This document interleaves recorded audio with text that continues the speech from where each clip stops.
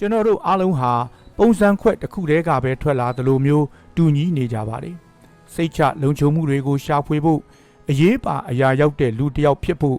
စဉ်းစားဆင်ခြင်စရာနည်းနည်းနဲ့ပျော်ရွှင်ပွဲရာအချိန်တွေကိုရရှိဖို့စတဲ့အရာတွေကိုပဲအဓိကစိတ်ဝင်စားတဲ့လူသားပုံစံတစ်ခုဖြစ်နေတာပါပဲသမယိုးကြပညာရေးဟာလွတ်လပ်စွာတွေးခေါ်ခြင်းကိုအလွန်အမင်းဟတ်တားစေပါတယ်ပုံစံတကျဖြစ်မှုဆိုတာသူလိုကိုလိုတမညောင်ညအခြေအနေတစ်ခုကိုပဲဖြစ်စေပါတယ်အောင်မြင်မှုကိုပဲကိုးကွယ်နေသမျှကာလပတ်လုံးအများစုနဲ့မတူထူးခြားဖို့ပတ်ဝန်းကျင်ရဲ့ရိုက်ခတ်မှုတန်းကိုခံနိုင်ရည်ရှိဖို့ဆိုတာမလွယ်ကူလှသလိုစွတ်စားလဲစွတ်စားရတဲ့အရာပါအောင်မြင်မှုအတွက်တွန်းအားဆိုတာဟာရုပ်ဝတ္ထုနယ်ပယ်မှာပဲဖြစ်စေမြေကမတ်တစိတ်ပိုင်းဆိုင်ရာပတ်ဝန်းကျင်တစ်ခုမှာပဲဖြစ်စေဆုလတ်တွေရဖို့ကိုသာအားထုတ်ကြိုးပမ်းနေကြတာပါစိတ်ပိုင်းဆိုင်ရာလုံခြုံမှုတစ်ခုကိုပဲဖြစ်စေအပြင်းပန်းလုံခြုံမှုတစ်ခုကိုပဲဖြစ်စေရှာဖွေနေတာပါ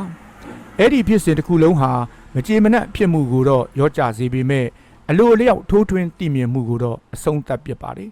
အကြောက်တရားတွေကိုသာမွေးဖွားပေးပြီးအဲ့ဒီအကြောက်တရားတွေကပဲ